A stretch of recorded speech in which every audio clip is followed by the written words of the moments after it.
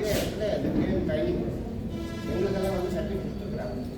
எங்கள் சந்தோஷம் அஞ்சு நேஷனல் தான் கொடுத்துருக்காங்க. மூணாவது வந்து என்ன பண்ணாங்கன்னாக்கா கோழி ஒரு 20 கோழி குட்டி எங்களுக்கு கொடுத்தாங்க விவசாயிகள்.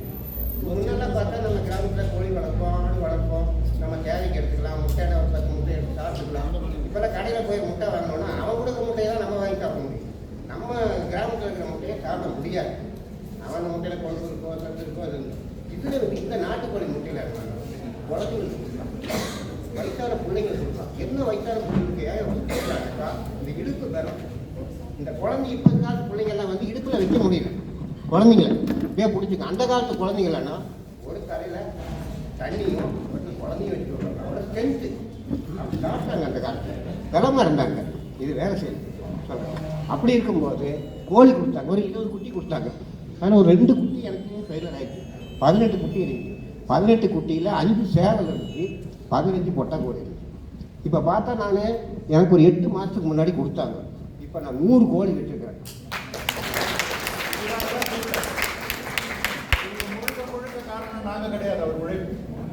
100 கோழி வச்சிருக்கிறாங்க. இதுக்கு முன்னாடி நான் வந்து ஒரு 7000 முட்டை வச்சுருக்கேன். ஒரு முட்டை 10 ரூபா. அதே போல் தோட்டக்கலையில் என்ன பண்ணுறாங்க, இவங்க கேவிக்கையில் சாறு வாங்கியிருக்காரு. அதுக்கு மேலே உள்ள சாறு வாங்கியிருக்காரு. மேலே உள்ள மேடம் எங்களுக்கு கொடுங்க, நீங்கள் போடுற தீனி பார்த்தா எங்களுக்கு அவ்வளோ நன்மையாக இருக்குது. நீங்கள் இதே இப்போ அதுக்கு ஒரு தேவையான தீனி என்னென்னா, கோழிக்கு என்ன தீனினா இந்த கடையிலெல்லாம் விற்கிறாங்க அது இதெல்லாம் பண்ணி அதெல்லாம் கிடையாதுங்க.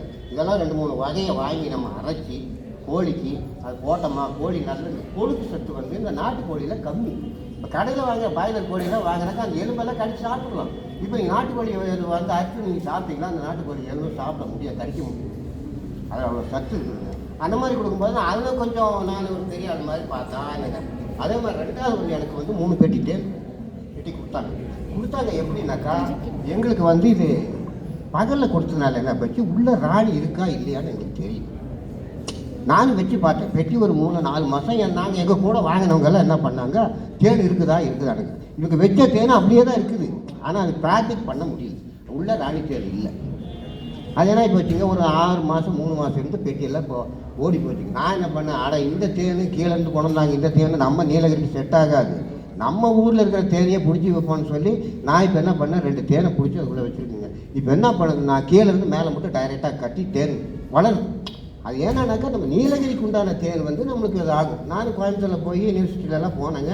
இட்டாலி தேன் காமிச்சாங்க, அதை எவ்வளோ லோடு பண்ணுது, நம்ம இந்தியன் எவ்வளோ லோட் பண்ணுதுங்க. இந்த மாதிரிலாம் கேவிக்கை வந்து நம்மளுக்கு வந்து நீலகிரிக்கு வந்து வரப்பிரசாதமாக வந்திருக்கிறாங்க. எப்படின்னாக்கா இது மட்டும் இல்லைங்க, நம்மளுக்கு மாட்டுக்கு பில்லு எப்படி கொடுக்கணும். அதே மாதிரி கிராமத்தில் வந்து நம்ம எல்லாம் பழைய காலத்துல எல்லாம் இந்த ராகி, சோளம், கோதுமை இந்த மாதிரிலாம் பண்ணி நம்ம வந்து சாப்பிட்டு இருந்தால் நல்லா எனர்ஜியாக இருக்கும். இப்போ வந்து வேறு இந்த ரேஷன் அரிசியை சாப்பிட்டு நமக்கு சுகர் அதெல்லாம் ஆகி போச்சு. இப்போ என்ன பண்ணுறோம்னாக்கா கோதுமை, அது என்னன்னா கோதுமையில் பிஸ்கெட் வகை 2 வகை கோதுமை. ஒன்று நம்ம சப்பாத்தி செய்யலாம், ஒன்று இந்த பிஸ்கெட் செய்யலாம். அந்த கோதுமை விதையை நம்ம விவசாயிகளுக்கு வந்து இப்போ எல்லாம் வந்து இவங்க 5 கிலோ 10 கிலோ நீங்கள் உற்பத்தி பண்ணுங்கள். உற்பத்தி பண்ணி நீங்கள் உங்களுக்கு தேவையான அளவுக்கு நீங்கள் வச்சுக்கணும்னு சொன்னால் அந்த மாதிரி விதையை கொடுக்குறாங்க. 2வது வந்து மாட்டுக்கெல்லாம் இப்போ என்ன பண்ணுறோம்னாக்கா, நம்ம இந்த கிராமிக்ஸ் அடித்து எங்கேயுமே பில்லுங்கெல்லாம் மாடு சாப்பிட்றதுக்கு இல்லை.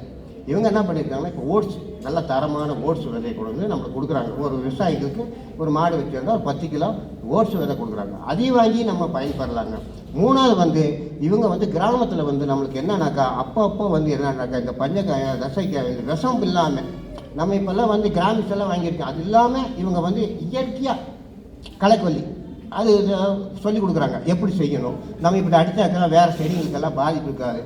இயற்கை கொல்லி நம்ம விவசாயத்துக்கு வந்து இந்த களைக்கொல்லியெல்லாம் அடிக்கிறோம்னாக்கா என்ன பண்ண நம்மளுக்கு தான் கெடுதலுங்க. அது உள்ள நன்மை பூச்செல்லாம் செத்து போச்சு.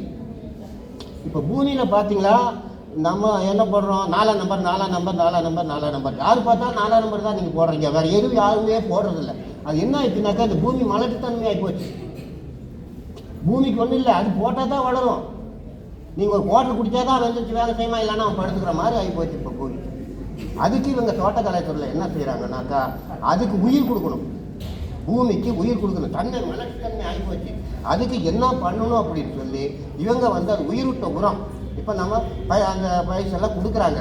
நம்ம எல்லாம் விவசாயிகள்லாம் இவங்களை அட்ரஸை நம்ம கொடுத்துக்கிட்டு நேரடியாக தொடர்பு பண்ணி தோட்டக்கலை இருக்கிற வரைக்கும் நம்ம போனோம், கேவிக்கைக்கு போனால் நம்மளுக்கு என்னென்ன வேணுமோ அத்தனை உதவி தொழில்நுட்பம் இருக்குது. ரெண்டாவது வந்து என்ன பண்ணணுன்னாக்கா, நம்ம விவசாயிகளை என்ன பண்ணணும், வந்து சாயில் டெஸ்ட் பண்ணணும், மண் டெஸ்ட் பண்ணணும். அது என்ன தன்மை இருக்குது, என்ன மலர்ச்சி தன்மை இருக்குது, அதுக்கு என்ன பண்ணணும், நம்ம இவங்க என்ன செய்கிறாங்க, ஏங்க பூமி கெட்டு போச்சுங்க, இதுக்கு என்னங்க பண்ணலாம் அப்படின்னு கேட்டாக்கா, என்னங்க பண்ணலான்னாக்கா நீங்கள் தான் உரம் போட்டு கெடுத்துட்டீங்க. அதுக்கு இவங்க என்ன சொல்கிறாங்கன்னா, அதுக்கு ஒரு உரம் கொடுக்குறாங்க, அது உயிராகுது பூமியில். அதே மாதிரி ஆர்கானிக் உரம், அதுக்கு நாங்கள் கோயம்புத்தூரில் எங்களுக்கு கூட்டிகிட்டு போனாங்க. அங்கே வந்து நிறைய கம்பெனிங்க நம்மளுக்கு வந்து கொடுத்துருக்குறாங்க, அட்ரஸ் கொடுத்துருக்காங்க.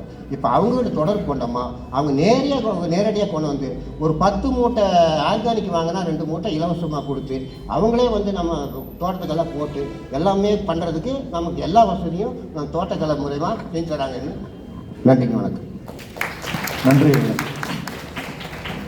ஐயா. வந்து 2 நாளாக வந்துக்கிட்டு இருக்கிறாரு. அவரை கூப்பிட்டு பேச வைக்கணுங்கிறது நாங்கள் பிளான்லேயே இல்லை.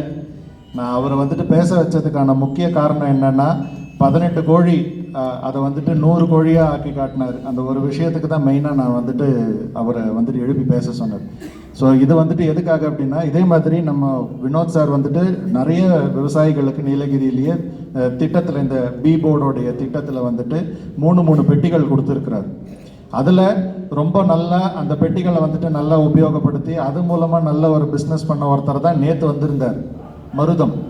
சரியா? அவர் வந்துட்டு முதல் நாள் வந்து திருநெல்வேலியில் இருந்தார். நான் ஃபோன் பண்ணி சார்கிட்ட பேசும்பொழுது என்ன சொன்னாருன்னா, சார் நான் திருநெல்வேலியில் இருக்கேன், எனக்கு வர்றது சந்தேகம், நான் 2வது நாள் வந்துடுறேன், அதாவது இன்னைக்கு நான் வந்துடுறேன் அப்படின்னாரு. அதுக்கப்புறம் அன்றைக்கி சாயந்தரம் ஃபோன் பண்ணி என்கிட்ட, சார் நான் நாளைக்கு எந்நேரமாக இருந்தாலும் நான் கோயம்புத்தூர் வந்துட்டு காலையில் 10 மணி இல்லை 11 மணிக்காவது நான் வந்துடுறேன், ஏன்னா வினோத் சார் எனக்கு அவ்வளோ பண்ணியிருக்கிறாரு சார்ன்னார்.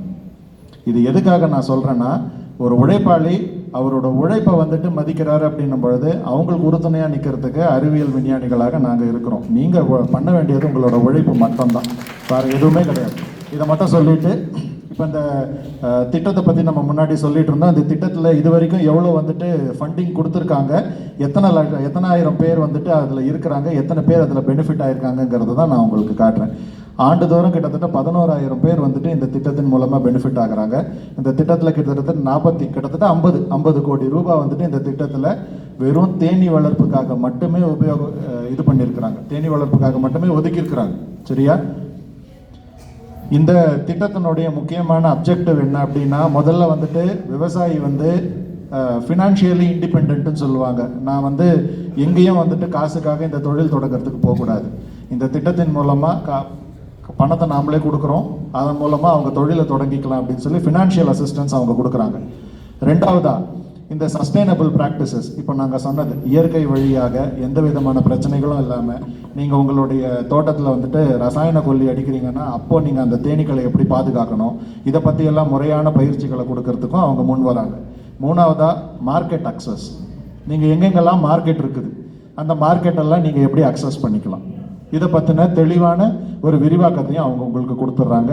அண்ட் 4வதா வந்துட்டு தேனீக்கள் வந்துட்டு ஒரு இடத்துல இருக்குது அப்படின்னா அது மட்டும் பயனடைகிறது கிடையாது, அதை சுற்றி இருக்கிற மற்றவங்களும் பயனடைகிற மாதிரி தான் அது இருக்கும். அப்போது கிராஸ் பாலினேஷன், நான் முன்னாடியே சொன்ன மாதிரி ஒரு ஆணும் பெண்ணும் வெவ்வேறு செடிகளில் இருக்குது அப்படின்னா அந்த பூக்களை வந்துட்டு சேர்க்கக்கூடிய ஒரு உன்னதமான வேலையை வந்துட்டு அது பார்க்குது. That is called cross pollination. Okay, so இதெல்லாம் வந்துட்டு இது எப்படி அது பண்ணுது, இதை பண்ணுறதுனால அதுக்கு என்ன பெனிஃபிட், பூக்களுக்கு என்ன பெனிஃபிட், இதை பற்றியெல்லாம் உங்களுக்கு தெளிவான விரிக்க உரையை கொடுக்கறதுக்கு இந்த மாதிரி செமினார்ஸ் மூலமாக கொடுக்கறதுக்கெல்லாம் இந்த திட்டம் வந்துட்டு உதவுது. 2வது இந்த காதி வில்லேஜ் கமிட்டி அப்படின்னு சொல்லி, இந்த கமிட்டி மூலமாக வந்துட்டு சார் மார்த்தாண்டம் தானே, மார்த்தாண்டம் பகுதி உங்களுக்கு தெரியும் தமிழ்நாட்டில். மார்த்தாண்டத்தில் வந்துட்டு ஒரு ஹனி கீப்பர்ஸ் சொசைட்டியை ஃபார்ம் பண்ணியிருக்கிறாங்க இந்த திட்டத்தின் மூலமாக பயனடைஞ்சு. அவங்களுடைய டீட்டெயில்ஸும் நான் வந்துட்டு லிங்க் கொடுத்துருக்கேன், நீங்கள் பார்க்கலாம். அவங்கக்கிட்ட நீங்கள் பெட்டிகளும் இல்லை காலனி வாங்கணுன்னாலும் வாங்கிக்கலாம். ஆனால் தனிப்பட்ட முறையில் ஒரு விவசாயியாக போக முடியாது, ஒரு குழுவாக ஃபார்ம் பண்ணி ஒருத்தருக்கு 10 பெட்டிகள் வர அவங்க கொடுக்குறாங்க. அந்த 10 பெட்டிக்கு அவங்க சார்ஜ் பண்ணுறாங்க. ஆனால் ஒரு குழுவாக நீங்கள் போகிறீங்கன்னும் பொழுது நிறைய அவங்களுக்கு ஆர்டர் வர மாதிரி அவங்க வாங்கிக்கிறாங்க. ஸோ அது மூலமாக நீங்கள் வந்துட்டு பெனிஃபிட் ஆகிறதுக்கு உங்களுக்கு வழி இருக்குது. அதை பற்றி ஒரு சின்ன வீடியோவும் இருக்குது, நம்ம பார்க்கலாம். உங்களுக்கு யாருக்கும் பசிக்கலையே? ஒரு 5 நிமிஷத்தில் பேசி முடிச்சுட்டுங்களா? ரைட்.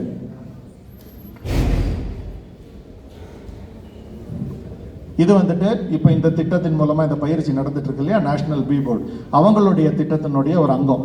அவங்க எதுக்கெல்லாம் வந்துட்டு ஃபண்டிங் கொடுக்குறாங்க அப்படின்னா, முதல்ல ஆராய்ச்சிக்காக நான் முன்னாடியே சொன்ன மாதிரி தேனீக்களுக்கு பற்றி பயிற்சி கொடுக்கறது மட்டும் இல்லை எங்கள் வேலை. இப்போ இந்த தேனீக்கள் உள்ள டான்ஸ் எல்லாம் ஆடுது அப்படிங்கிறத ஆராய்ச்சி இல்லாமல் யாராலையும் புரிஞ்சுக்க முடியாது. அப்போ ஆராய்ச்சி முழுமையாக நாங்கள் பண்ணணும். அப்போ ஆராய்ச்சியில் வந்துட்டு கண்டுபிடிச்ச சில விஷயங்களில் ஒன்று தான் ப்ரொபோலிஸ் அப்படின்னு நான் சொல்கிறது. குழந்தைகள் வந்துட்டு காச நோயால் அவஸ்தைப்படுறாங்க அப்படின்னாலோ, இல்லை வாயில் நமக்கே வந்துட்டு என்னென்னா பல்லு வலி திடீர்னு வந்துச்சுன்னா லவங்கம் ஒன்று இருக்கும், லவங்கத்தை அப்படியே பல்லில் போட்டு கடிச்சிக்கிட்டா அந்த வலி போயிடும்னு நமக்கு சொல்லுவாங்க.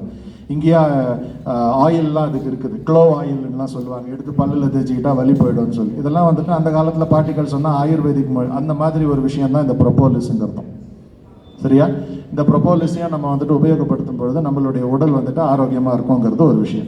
இதை பற்றி தெரிஞ்சுக்கிறதுக்கும் அதே மாதிரி மைக்ரேட்டரி மூவ்மெண்ட். மைக்ரேட்டரினா ஒரு இடத்துல இருந்து இன்னொன்று இடத்துக்கு வந்துட்டு ஒரு தேனி போகுது அப்படின்னா அது எதை தேடி போகுது, என்ன நோக்கத்தோடு போகுது, போனது திரும்பி வருதா இல்லை அப்படியே எங்கேயாவது போயிடுதா, இதெல்லாம் வந்துட்டு படிக்கிறத பற்றியும் சோஷியல் மொபிலிட்டின்னு சொல்லுவாங்க இதை.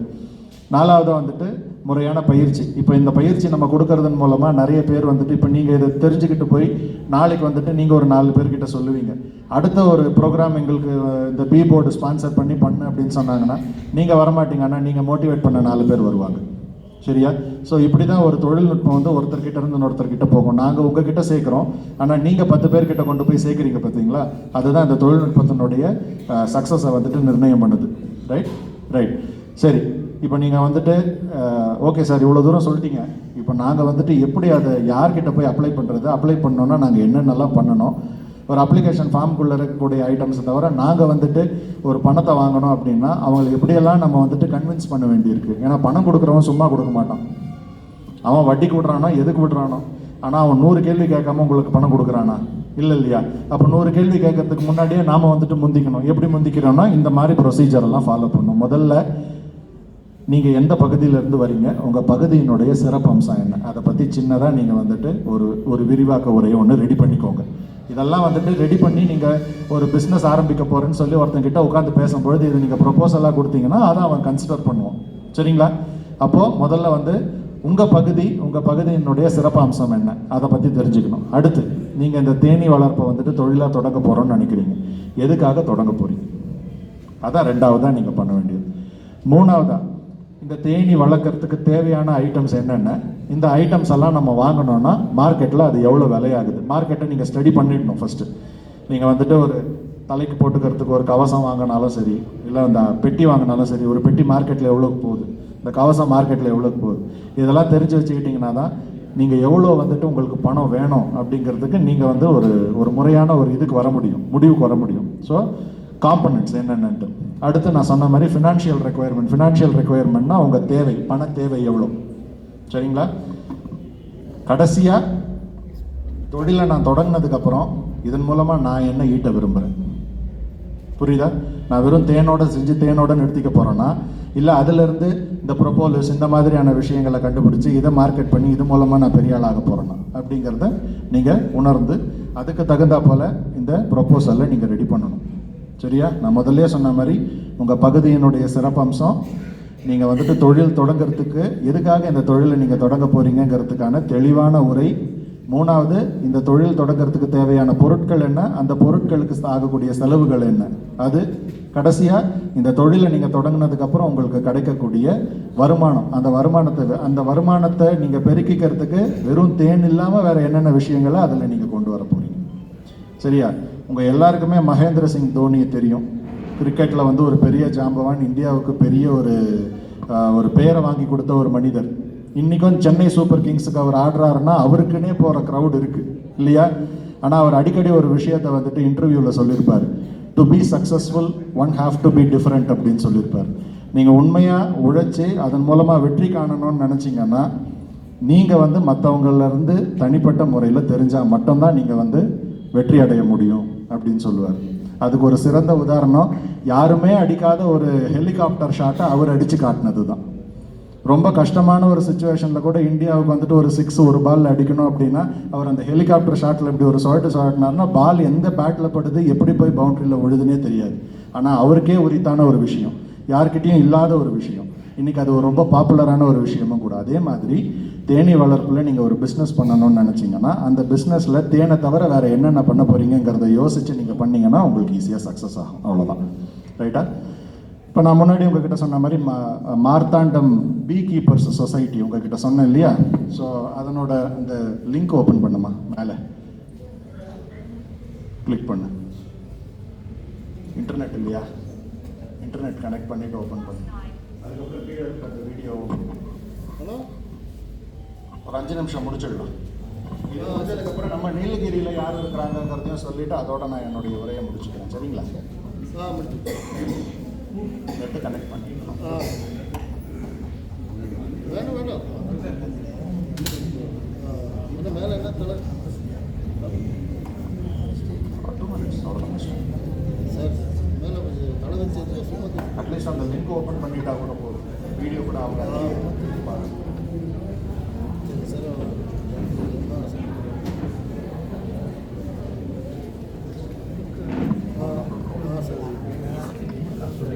வணக்கம்.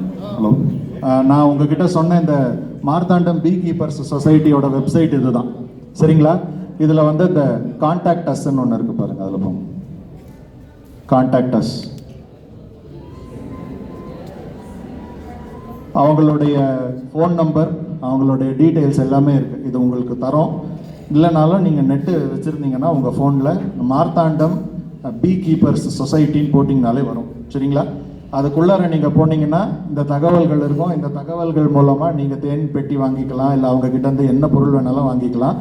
நீங்கள் ஒரு பிஸ்னஸ் டீல் கூட பேசிக்கலாம்.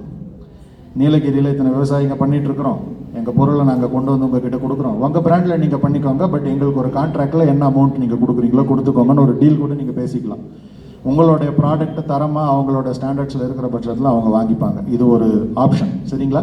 ஆனால் முதல்ல எதுவாக இருந்தாலும் நம்ம முதல்ல ஒரு ஸ்டெப் எடுத்து வைக்கணும். சிறு துளி தான் பெருவெள்ளமாகும். அதனால் முதல்ல நம்ம எடுத்து வைக்கிற ஸ்டெப்பில் இந்த விஷயங்களை முதல்ல நம்ம தெரிஞ்சுக்கலாம். அதுக்கப்புறம் நம்ம முடிஞ்சால் யாராவது அந்த பக்கம் போகிற மாதிரி இருந்தால் நேரில் போய் பார்த்து பேசிட்டு வாங்க. அது இன்னும் எஃபெக்டிவாக இருக்கும். ரைட்டா? அடுத்து வாமா, அடுத்த ஸ்லைடு. இது மார்த்தாண்டம் பற்றி நான் சொல்லிட்டேன். அந்த வீடியோ வந்துட்டு உங்களுக்கு அந்த வெப்சைட்லேயே இருக்குது. கீழே வந்தீங்கன்னா வரும். அடுத்து நெக்ஸ்ட் ஸ்லைட். நெக்ஸ்ட் ஸ்லைடுமா, ஸ்லைடு கடைசியா. இந்த லாஸ்ட் ஃபாரஸ்ட் அப்படிங்கிற இந்த பிராண்ட் வந்து நம்ம கோத்தகிரியில் இருக்குது. உங்களில் எத்தனை பேருக்கு தெரியும்னு எனக்கு தெரியல. வெளியில் மார்க்கெட்டில் பார்த்தீங்கன்னா நீலகிரி ஹனின்னே இருக்கும். பார்த்துருக்கீங்களா யாராவது? சார் பார்த்துருக்கிறாரு. நீலகிரி ஹனின்னே இருக்கும். அந்த கிளிக் பண்ணுமா, லாஸ்ட் ஃபாரஸ்ட், அதை கிளிக் பண்ணு. இது எதுக்காக ஸ்பெசிஃபிக்காக நான் சொல்கிறேன்னா, நீங்கள் அமேசான், ஃப்ளிப்கார்ட்டில் போய் ஆன்லைனில் ஆர்டர் பண்ணுற மாதிரி தேன் ரிலேட்டடான ப்ராடக்ட்ஸை ஆன்லைன்லேயே ஆர்டர் பண்ணிக்கிறதுக்கு இவங்க ஒரு பிளாட்ஃபார்ம் வச்சுருக்காங்க. சரிங்களா? கீழே வாங்க. இப்போ பாருங்கள், இத்தனை பொருளையும் நீங்கள் வந்துட்டு கீழே அமௌண்ட் எவ்வளோன்னு கொடுத்துருக்கான் பாருங்கள். ஜிஞ்சர் ஹனி 170 ரூபாய். இந்த மாதிரி அவங்க கொடுத்துருவாங்க. நீங்கள் உங்கள் ப்ராடக்டை வந்துட்டு இவங்ககிட்ட கொடுக்கறதுக்கு இவங்ககிட்ட கொடுக்கலாம். சரியா? அவங்க பிராண்ட் பண்ணி விற்றுப்பாங்க. பிராண்டிங் அது ஒரு முக்கியமான விஷயம். ஏன்னா நம்ம சாதாரணமாக ஒரு புது பிராண்டை வந்துட்டு எடுப்புக்கு லான்ச் பண்ண முடியாது. நான் லூயி வுட்டன் கதை சொன்ன மாதிரி தான் உங்களுக்கெல்லாம். சரியா? நீங்கள் முதல்ல மற்றவங்களுக்கு தெரிய வரணும். உங்களுடைய ஸ்ட்ரென்த் என்னங்கிறது மற்றவங்களுக்கு தெரிஞ்சாதான் அவங்க ஆட்டோமேட்டிக்காக என்ன பண்ணுவாங்கன்னா உங்களை பற்றி புரிஞ்சுக்க ஆரம்பிப்பாங்க. இப்போ நான் உங்ககிட்ட முன்னாடியே சொன்ன மாதிரி ஒரு கம்பெனியில் அவர் வேலை செஞ்சார். அந்த ராணி கூப்பிட்டதுக்கப்புறம் நீங்கள் மட்டும் இருங்க, மற்றவங்க எல்லாம் போங்கன்னு சொன்ன மாதிரி இப்போ இந்த நீலகிரி இப்போ இவங்க வந்துட்டு உங்ககிட்ட இருந்து ஒரு பொருள் வாங்குறாங்கன்னு வச்சுக்கோங்க. அதை பார்க்க வரவங்க வந்துட்டு அதை வாங்கிட்டு போய் உபயோகப்படுத்தி அவங்க சொல்லி ஒரு 10 பேர் வந்து கேட்குறாங்கன்னும் பொழுது அந்த கம்பெனி ஆட்டோமேட்டிக்காக உங்களுக்கு ஆர்டர் நிறைய கொடுக்கும். ஸோ அந்த ஆர்டரை நீங்கள் வச்சு உங்களுடைய வருமானத்தை பெருக்கிக்கலாம். இதெல்லாமே ஒரு வழிவகைகள் தான். மார்க்கெட்டிங் யார் வேணாலும் எப்படி வேணாலும் பண்ணலாம். மார்க்கெட் வந்து ரொம்ப ஈஸி பண்ணிடுறது. கொண்டு போய் ஒரு ப்ராடக்ட்டை விற்கிறது வந்துட்டு ரொம்ப பெரிய விஷயம் கிடையாது. இன்றைக்கி ஏகப்பட்ட பிளாட்ஃபார்ம் கிடக்குது அதுக்கு. ஆனால் அதை முறையாக எப்படி விற்கணும், இல்லை அதில் வந்துட்டு இருக்கக்கூடிய நுணுக்கங்களை வந்துட்டு தெரிஞ்சுக்கிட்டு நீங்கள் பிஸ்னஸ் பண்ணிங்கன்னா பிஸ்னஸில் சக்ஸஸ்ஃபுல்லாக ஆகலாம் அப்படின்னு சொல்லி இந்த வாய்ப்புக்கு நன்றி கூறி விடைபெறுகிறேன். நன்றி, வணக்கம்.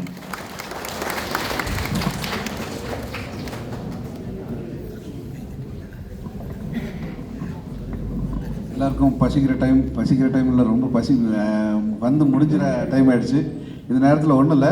இப்போ ஏற்கனவே இங்கே சில பேர் வந்து பண்ணிகிட்டு இருக்காங்க. அந்த அனிபீஸ் வந்து ப்ரொடியூஸ் பண்ணியிருக்காங்க. இது வந்து சார் வந்து பண்ணிகிட்டு இருக்கிறாரு. இந்த ப்ராடக்ட் எல்லாத்தையும் வந்து அவரோட சொந்த இதிலேருந்து, பெட்டியிலேருந்து எடுத்தது, தேன்லேருந்து, மெழுகுலேருந்து எல்லாமே அவரே வந்து தயாரித்து எடுத்து வந்து வச்சிருக்கிறார்.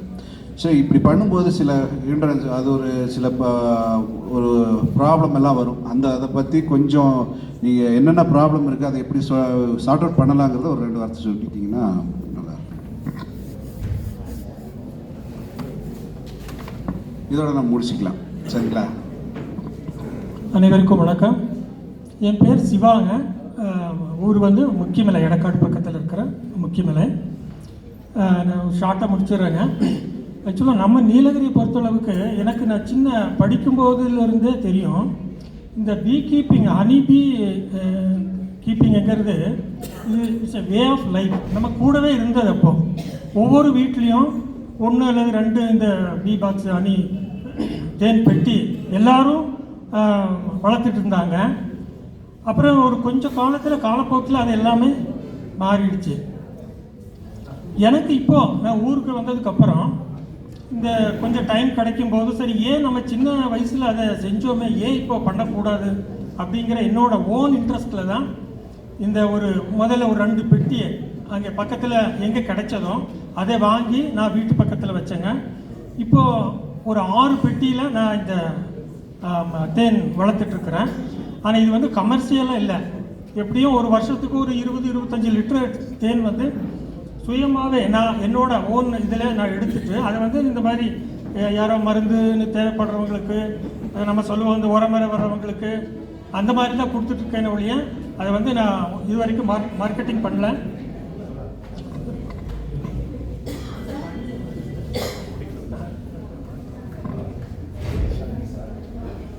இந்த மாதிரி இதில் நான் வீட்டு பக்கத்திலே வச்சு வளர்த்துட்ருக்குறேங்க. அப்போ இந்த 2 நாளாக இந்த ட்ரைனிங்கில் பார்க்கும்போது நிறைய விஷயம் வந்து நம்ம தெரிஞ்சுக்கிட்டோம். ஏற்கனவே எனக்கு நிறைய விஷயம் தெரியும், தெரிஞ்சாலும்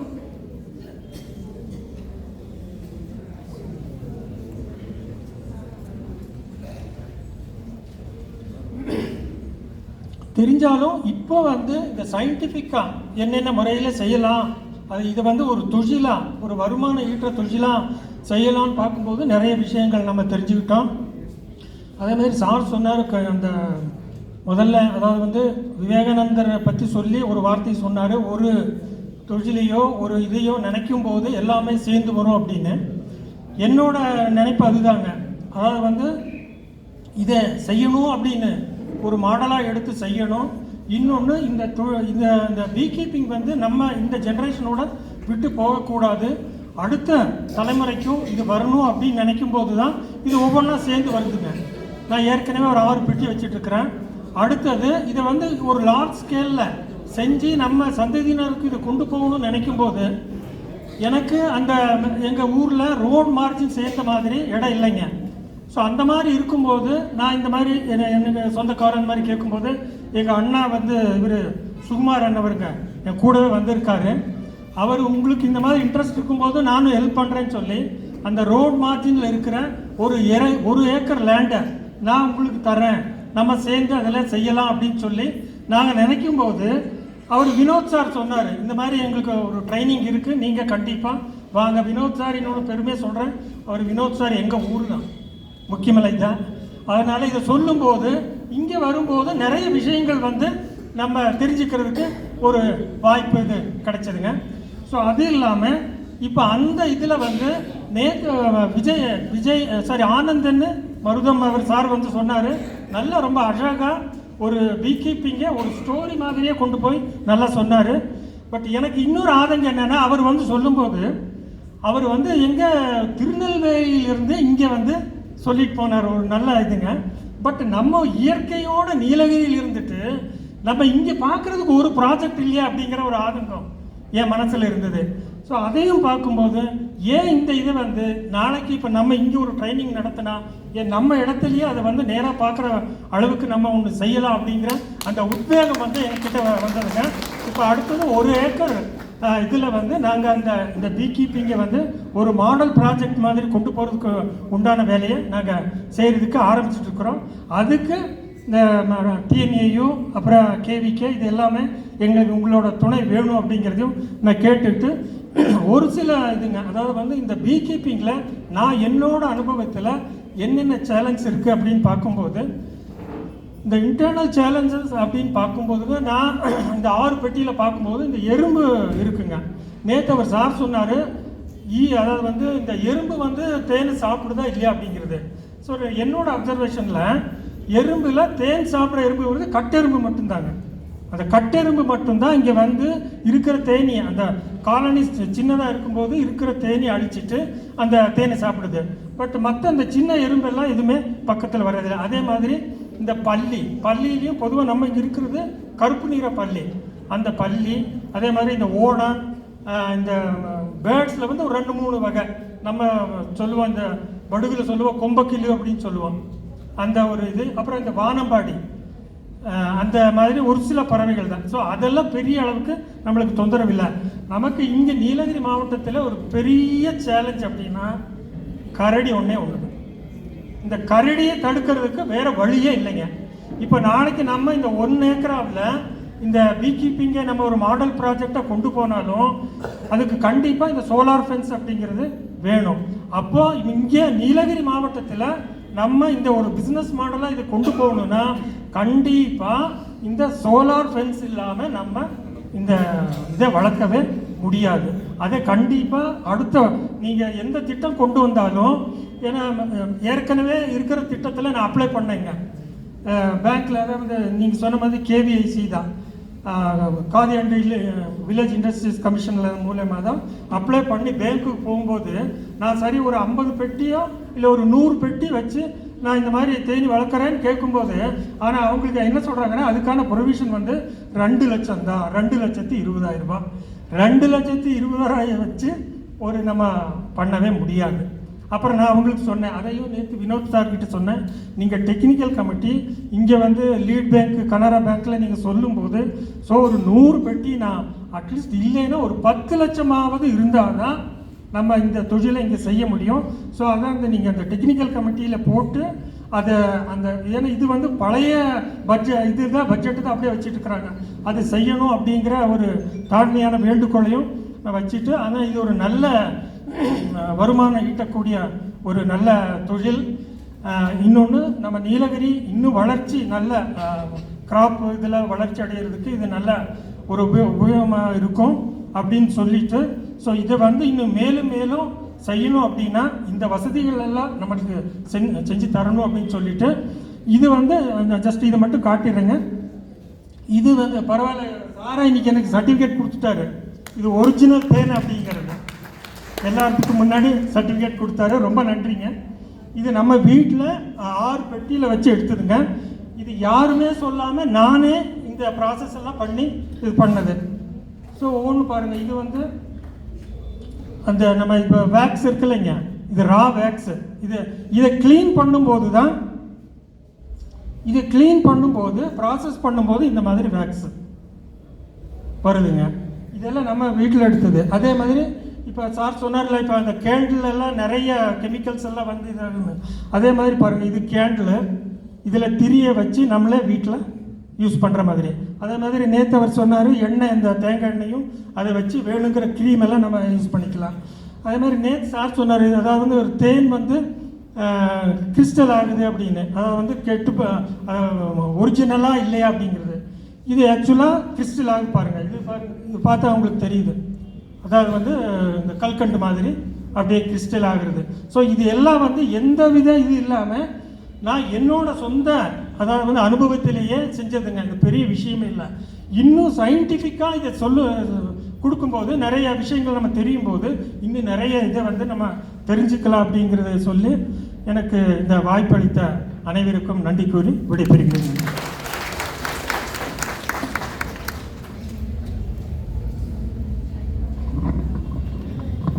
சார் சொன்னது மாதிரி நாங்கள் 100 பெட்டிக்கு வந்து 10 லட்சங்கிறது வந்து நாங்கள் ஏற்கனவே சப்மிட் பண்ணியிருக்கோம். அந்த டிஎல்ஏசியில் வந்து 10 பெட்டிக்கு வந்து 86,000 ரூபா அப்படின்னு சொல்லிட்டு ஃபிக்ஸ் பண்ணி சப்மிட் பண்ணியாச்சு. அது வந்து இப்போ எஸ்எல்எஸ்சிக்கு போயிருக்குதுங்க. அது அக்செப்ட் ஆகிடுச்சு அப்படின்னா சார் சொன்ன மாதிரி ஒரு 100 பெட்டி வருதுன்னா ஒரு 8.6 lakhs வந்து நீங்கள் லோன் வந்து தாராளமாக வாங்கிக்கலாம். சரிங்களா? சரி, இது வரைக்கும் பொறுமையாக இருந்திருக்கீங்க. இப்போ வந்து எங்களோட ஹெட்டு வந்து ஒரு 2 வார்த்தை பேசுவார்.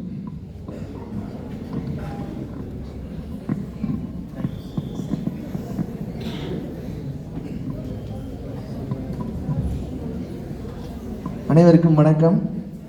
நம்ம நிகழ்ச்சியினுடைய நிறைவு பகுதிக்கு இப்போ வந்திருக்கோம்.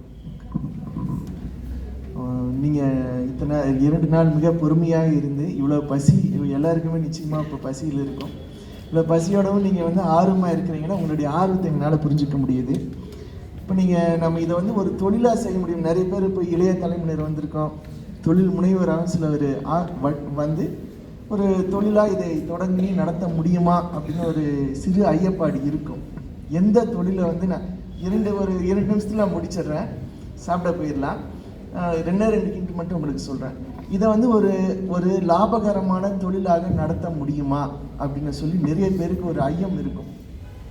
இப்போ நம்ம எந்த தொழிலை தொடங்கினால் அதனை சக்ஸஸ்ஃபுல்லாக நடத்த முடியும் அப்படின்றது ஒரு கேள்வி இருக்கும். நீங்களே சொல்லுங்கள் பார்ப்போம், இதை வந்து தொழிலாக நடத்தினா சக்ஸஸ்ஃபுல்லாக இருக்குமா இருக்காதா? நிச்சயமாக இருக்கு. எப்படி நிச்சயமாக இருக்கும்னா, நீங்கள் இந்த தொழில் மட்டும் இல்லை, எந்த தொழிலை செஞ்சாலும் நீங்கள் அந்த தொழிலை அனுபவித்து ரசித்து நமக்கான ஒரு தொழிலாக, 2வது வருமானம், முதலாவது நமக்கு அந்த தொழில் பிடிக்கணும். உங்களுக்கு அந்த தொழில் பிடிச்சிருந்தா ரசித்து அந்த தொழிலை செஞ்சீங்கன்னா, அனுபவித்து செஞ்சீங்கன்னா அந்த தொழில் நிச்சயமாக லாபகரமாக அமையும். ஏன்னா நீங்கள் ஒரு தொழிலை ரசித்து செய்யும் பொழுது, அனுபவித்து செய்யும் பொழுது உங்களுடைய முழு ஈடுபாடு இருக்கும். நீங்கள் முழு ஈடுபாடோடு செய்யும் பொழுது அந்த பொருள் சிறந்த பொருளாக வரும். ஏன்னா யாருமே ஒரு 10 ரூபா கொடுத்து ஒரு பொருளை வாங்குறாங்கன்னா அந்த 10 ரூபா பொருள்ன்றது 11 ரூபாய்க்கான ஒர்த்து இருந்துச்சுன்னா அவங்க கண்டிப்பாக உங்ககிட்ட திரும்ப வருவாங்க. அப்போ நீங்கள் எந்த ஐயப்பாடுமே வேண்டாம்.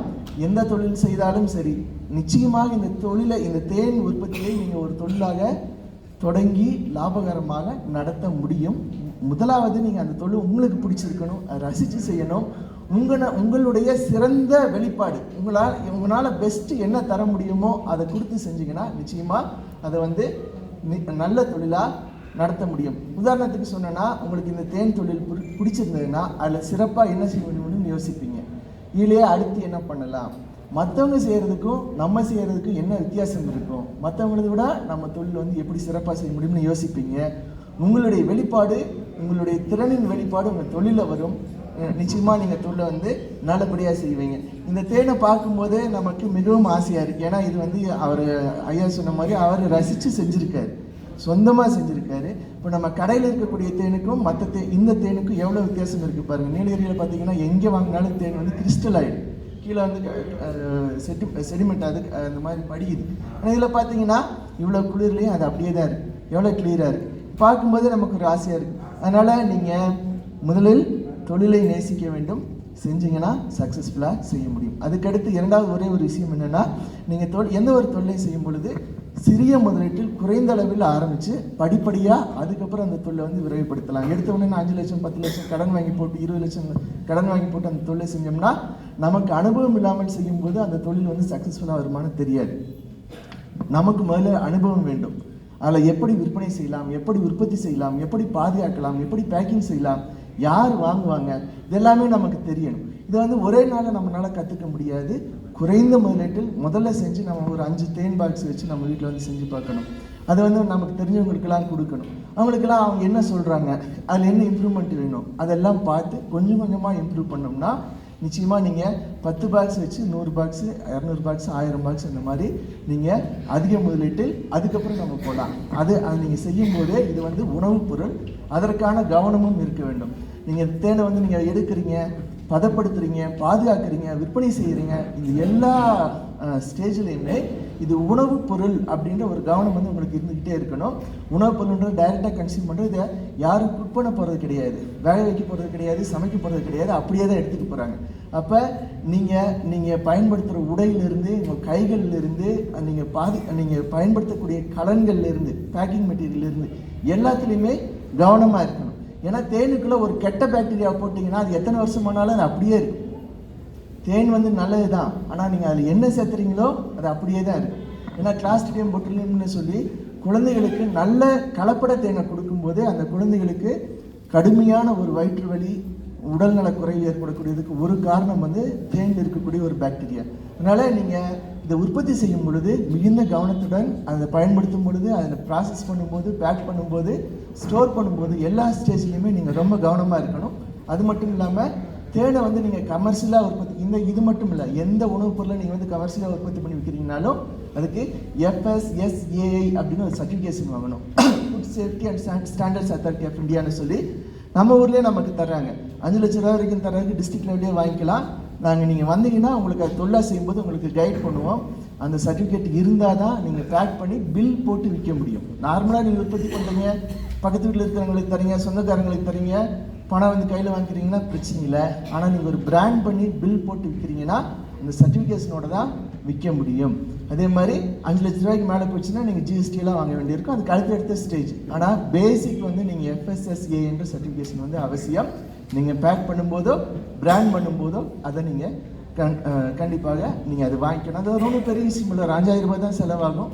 ஏன்னா அவங்க வந்து பார்ப்பாங்க நம்ம இடம் எப்படி, நம்ம சுகாதாரமாக பண்ணுறோமா, நமக்கு அந்த தொழிலை பற்றி தெரிஞ்சிருக்கான்றதை பார்த்துட்டு நமக்கு ஒரு சர்டிஃபிகேஷன் தருவாங்க. வருஷம் ரினியூவல் பண்ணணும். அதை வாங்கினா தான் நம்ம இது ஒரு தொழிலாக செய்ய முடியும். இந்த 2 விஷயத்தை கவனமாக கொள்ளுங்கள். யார் தொழில் முனைவோர்களாக உருவாகின்றார்களோ அவர்களுக்கு வாழ்த்துக்கள். நம்ம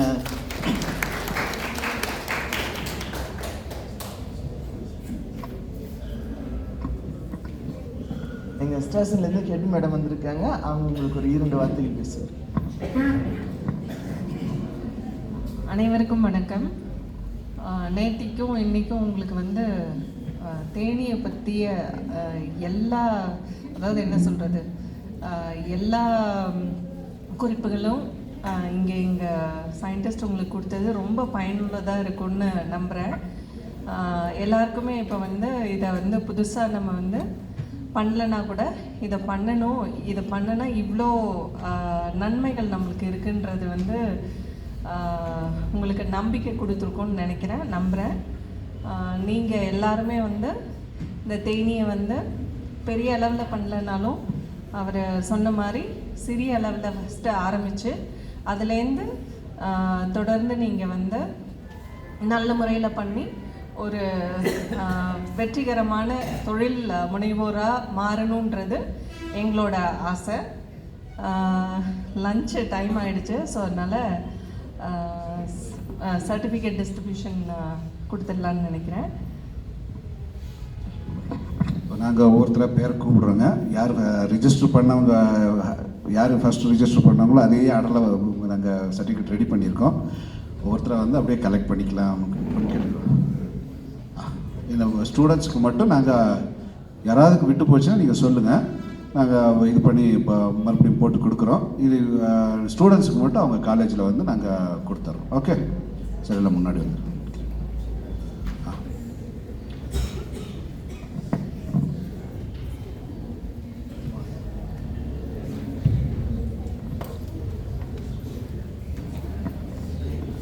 முதல்ல வந்து என் சிவா.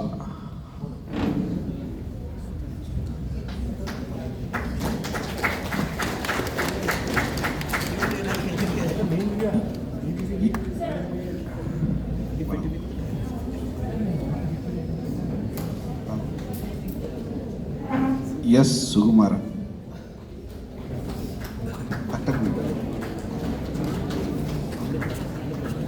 ஏ Nicolas.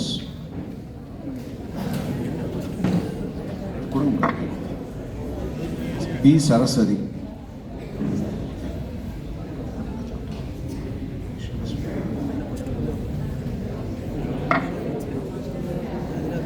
Shamini Kavaratti.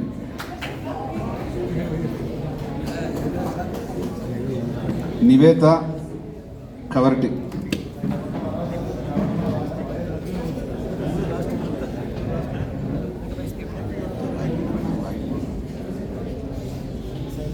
Vimala T Kavaratti.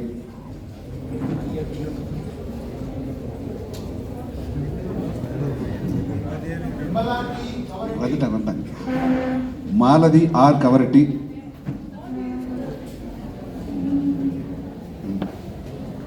Lakshmanan K M.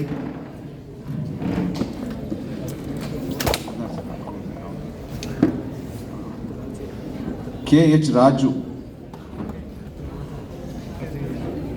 Praveen Kumar. Yashoda T.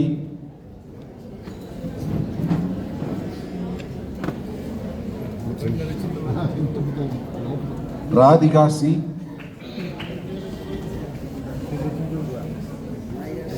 Rati Devi S, Kavitha M,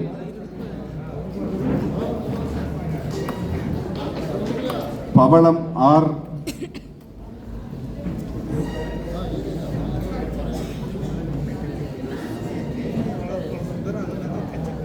பவளம் Sheela M, Sumathi J R, Janaki R,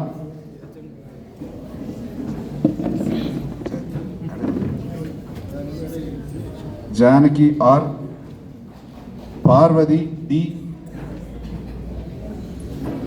Sathyamoorthy D,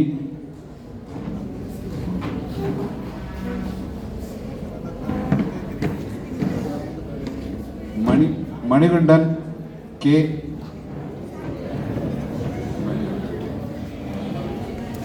Sivaji K Kavilorai, Lily S உப்புதலை,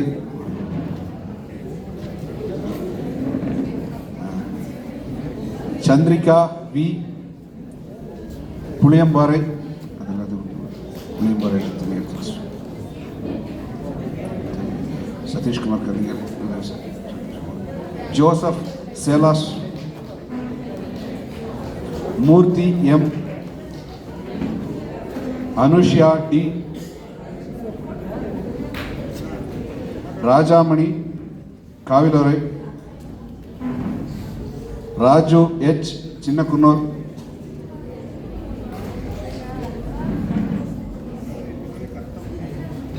Chandran M R Keezh Mallikurai, Rangu M K Mallikurai, Malathi மல்லிகுரை,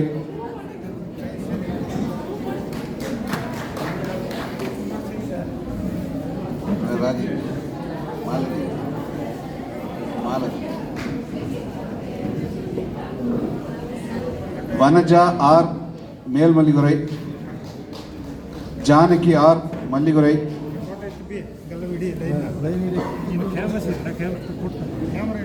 Uchan Melmallikurai, Uchan Bheeman M K, உச்சான்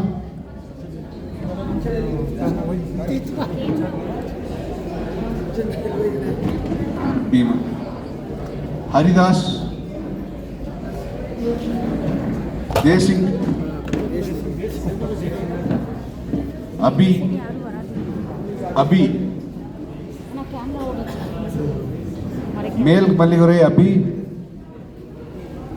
Seethalakshmi P Seethalakshmi Mel Mallikurai, Saraswathi M P, Emerald,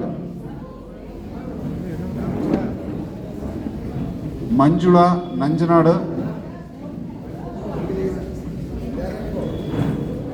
Kodanad, Manjula Kadanad, Rajkumar,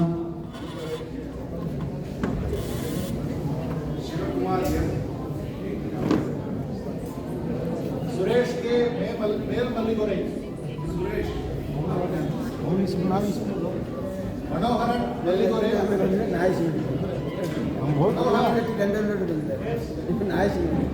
Mahesh Kadanad,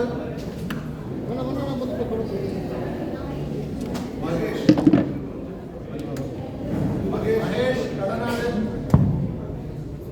Subramani மேல்மல்லிகுரை,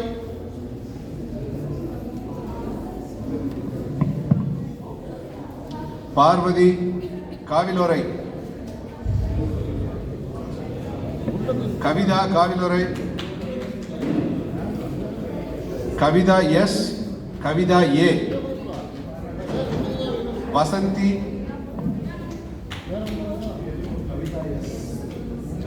Kavitha A, Vasanthi,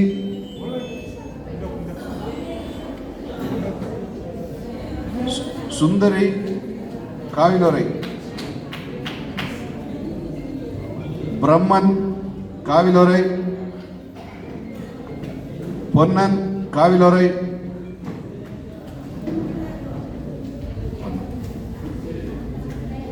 Raju K P Kavilorai,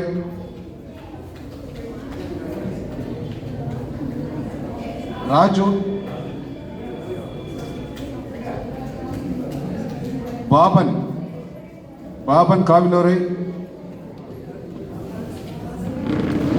Raju P R, Raju PR,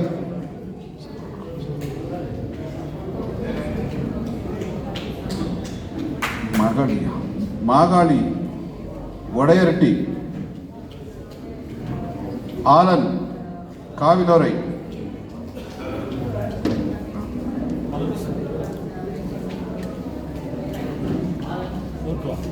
Kumar பட்டகுறை,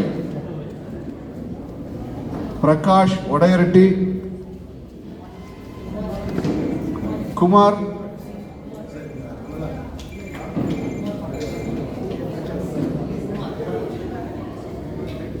Kumar R Bogaretti, Ramakrishnan Odaiyaratti, Ramakrishnan, Yogeswaran Benthatti, Anitha Kavilorai, Radhika Kavilorai, Raju L R Kodanad,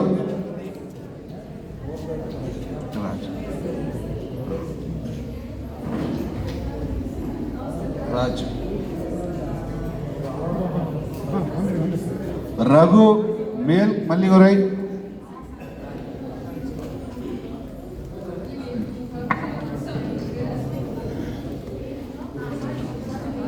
Thiruvengadam வெந்தட்டி, Gokulan காவிலோரை,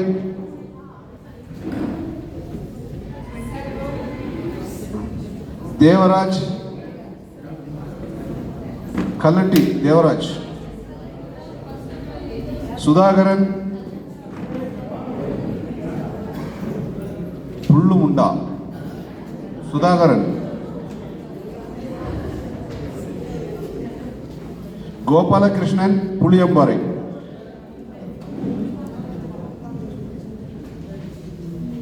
Sivakumar என் மல்லிகுரை,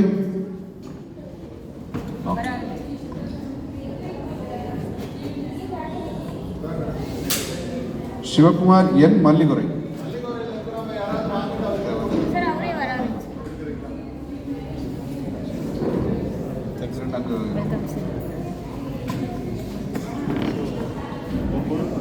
சரி.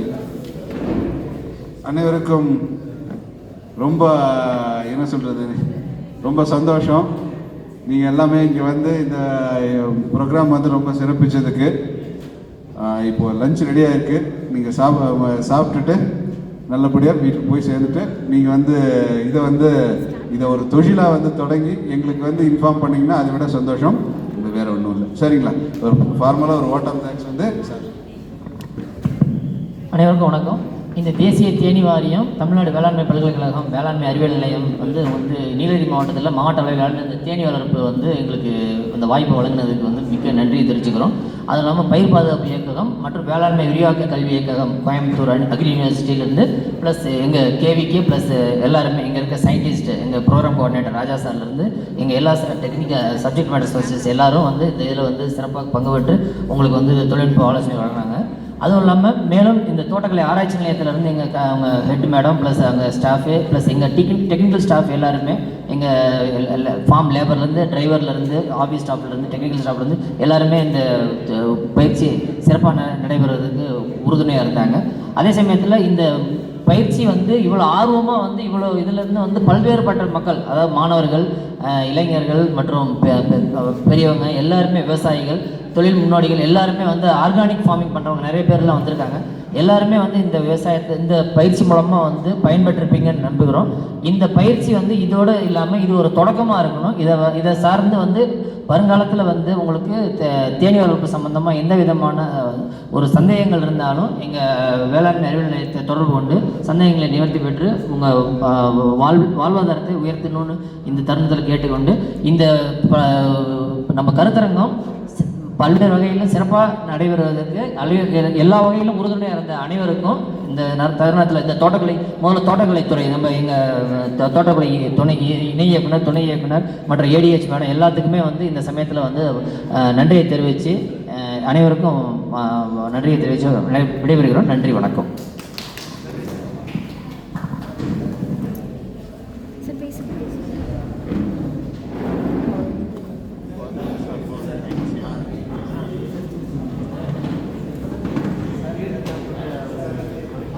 பேரன்புக்குரிய